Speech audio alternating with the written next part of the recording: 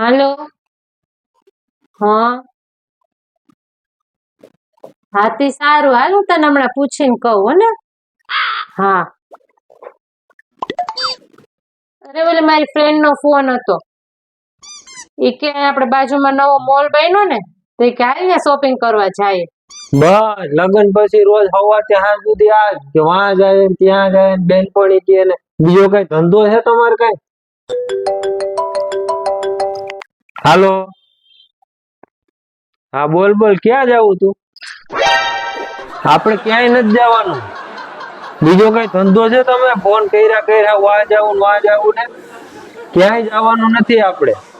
હું કઈ આજ કરી રાખવાનું છે? બેનપણીઓના ને ભાઈબંધોના ને ફોન આવ્યા વાં જાય બીજો કઈ ધંધો નથી કરવાનો. આપણે ક્યાંય જવાનું નથી. હા મૂક ફોન.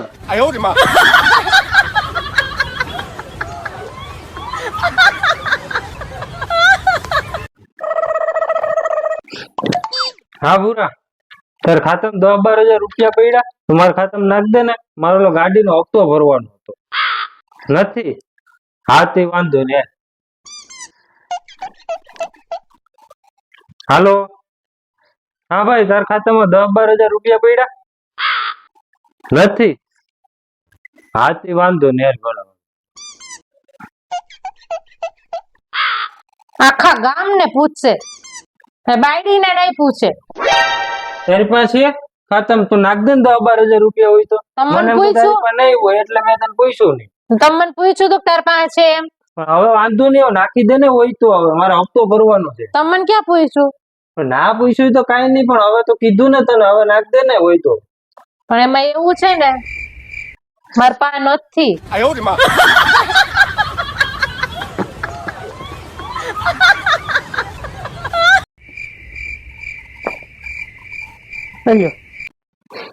તું મારું કેટલું ધ્યાન રાખે છે. હાવ થોડી વારે મને ચા પાણી પીવડાવે. તારી તબિયત સારી હોય ના હોય તોય મને તું સાચવી લે છો.